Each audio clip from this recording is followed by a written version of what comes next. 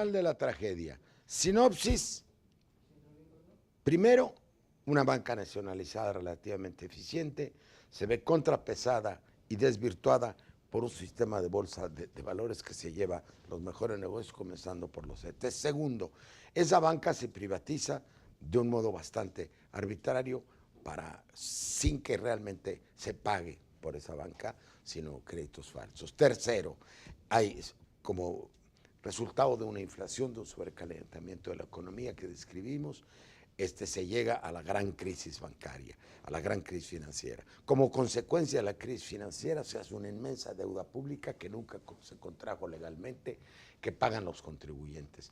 ¿Y cuál es el último acto de esta tragedia?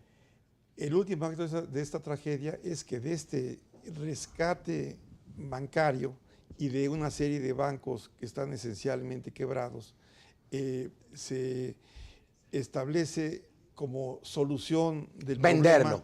Problema, bueno, se había estado, pero sobre todo extranjerizar.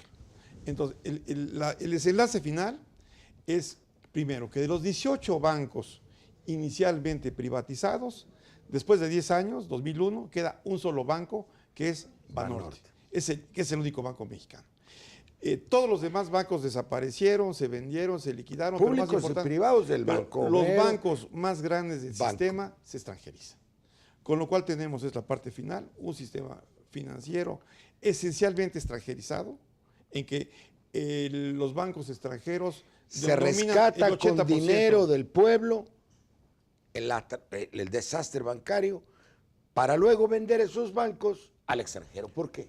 El gobierno, cuando empieza a comprar la cartera chatarra de los bancos, les da a cambio pagarés Fobaproa, que es un fideicomiso que emite estos pagarés a nombre del gobierno federal. Entonces el Estado está comprometiendo ahí una deuda frente al banco, en este caso un banco privado que está siendo rescatado. La cartera se va a un fideicomiso que nadie sabe realmente, nadie supo realmente cuánto se recuperó o no se recuperó, ya ni importa para los efectos de quienes toman las decisiones en ese momento. El banco se extranjeriza, se vende. Banamex se vende por $12,500 millones, Bancomer se vende a otros compradores españoles. ¿Citibank compró qué? Citibank compró a Banamex. Pero además no pagaron impuestos.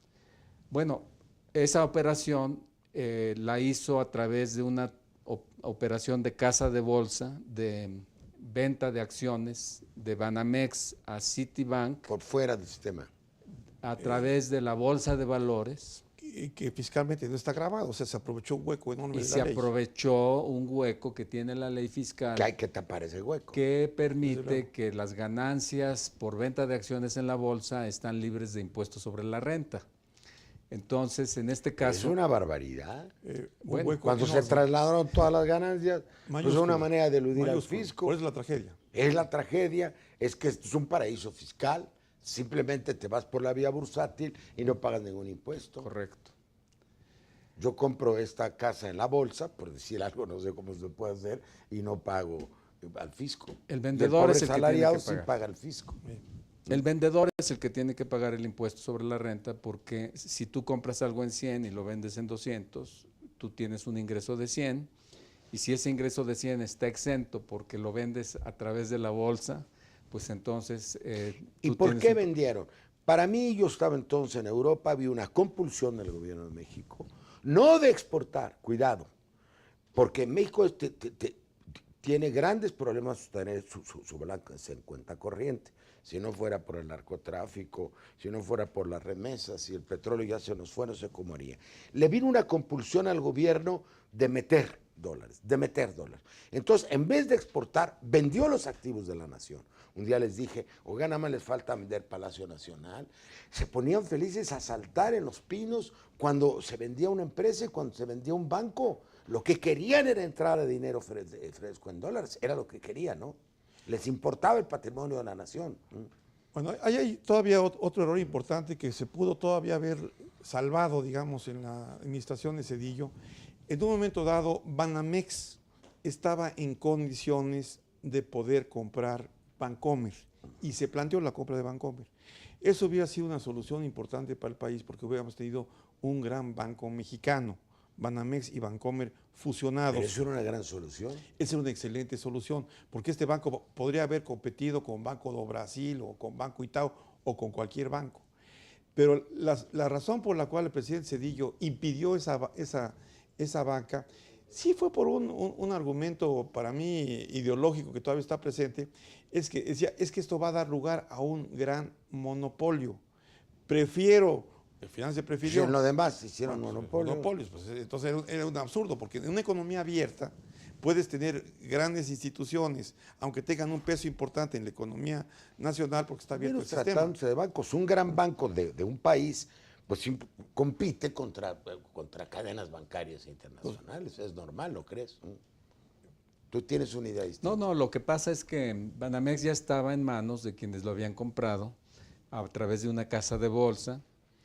Lo habían administrado mal, dieron muchos créditos mal, luego fueron rescatados por el Estado y entonces es una cuestión simplemente de perspectiva. Y tú quieres que este sea el gran Banco de México. Es una pregunta nada más. Bueno, pero pudo haber habido otros, era un banco mexicano, pero un banco privado que se podía complementar con una gran banca de desarrollo pública. Pero ya era privado. Bueno, sí, era un banco privado mexicano que tenía la capacidad de, a pesar de todo, en parte porque tenía esta gran cartera de FOBAPROA, que era papel gubernamental con muy buen rendimiento, que representaba una parte muy importante de la cartera. ¿Qué se puede hacer? Y por eso el banco estaba... Nos van a llamar a un fin de este drama. Ya en este momento todo el mundo debe estar, como ocurre en las obras de teatro, con esta magnitud de tragedia, muy triste en sus casas por la manera como han abusado de nosotros. Pero cuando caiga el telón, que la gente tenga cierta esperanza. Si hay un cambio político de fondo en México, ¿qué se puede hacer para recuperar lo que sí creo que es una soberanía ¿cómo se llama?, sobre decisiones económicas del país, que pasa por una banca mexicana? Bueno, ¿qué se puede hacer? Una conclusión importante es que todavía el sistema bancario extranjerizado o medio mexicano que existe actualmente no ha salido de la crisis de 94-95 por una razón, porque ese sistema bancario no está prestando a la actividad productiva, no presta a la industria, no presta a la agricultura, no está presta hundido el país. Y con eso, y sin eso no podemos absolutamente crecer. Es decir, un instrumento de crecimiento en no la banca funciona. Pública y privada. Que tiene que prestar la actividad productiva. Con todo y encaje legal como había antes. Bueno, yo creo que sí tiene que haber un proceso inteligente de políticas para que la banca preste por decisiones y orientaciones generales. Pero no debe haber. No debe haber una banca mexicana. Bueno, tiene que haber un proceso paulatino de mexicanización. Hay un elemento muy evidente que peleó Guillermo Ortiz y que no se ha aceptado, que es que estos bancos extranjeros, todos obligatoriamente, coticen en la bolsa mexicana. Esa es una paso. Esa es una. Nos vamos del aire. Paulatino, ¿por qué? Nos hundimos en 10 años, vamos a tardar en recuperarnos 20 años más. ¿No se necesita algo más drástico, más abarcante? No, por supuesto que se necesita.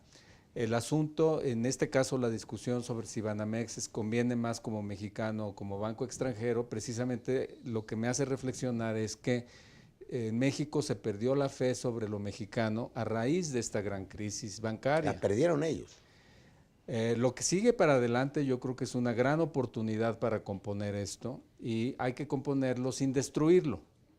Yo creo ese debe ser el primer propósito, que aquí debemos olvidarnos. Porque la banca está ahí. Sí, la banca ya está como está. De propietario de nombre, ahí están las sucursales, ahí están los empleados. Exactamente. Entonces hay que fortalecerlo con regulación, hay que favorecer los bancos regionales que están surgiendo. Eso es muy importante. ¿Verdad? Que tienen un gran potencial y hay que crear los incentivos correctos para que la banca se anime a prestar de nuevo, que no lo está haciendo. Hay un elemento muy importante, Porfirio, que sí permitiría una mexicanización de más rapidez. Actualmente, y lo hemos dicho y peleado, Banamex está en una situación en términos del TLC que está bajo de la Constitución y de la ley bancaria. Banamex está en una situación de ilegalidad, porque el TLC, tratado de alta jerarquía y la ley bancaria impiden y prohíben que un gobierno extranjero tenga participación accionaria en un banco mexicano. Y el gobierno americano es parcialmente dueño de Banamex. Los únicos tratados que están sobre la ley y la Constitución son los tratados económicos. Estamos discutiendo en la Cámara de Diputados una nueva ley de tratados. Hemos hecho 2 seminarios y hemos dicho que los tratados de derechos humanos, sociales, laborales, nunca se internan, pero que los tratados económicos se nos imponen por encima de la Constitución. Ese será motivo de otro programa. Yo les quiero agradecer mucho al autor del libro, que nos ha dado una visión de conjunto y secuenciada de esto que él llama tragedia nacional, y desde luego el licenciado Rogelio Ramírez de la O, que ha hecho una exposición verdaderamente brillante de cuál ha sido el desastre al que nos ha conducido una clase dirigente irresponsable, corrupta y nada patriótica. Nos veremos pronto.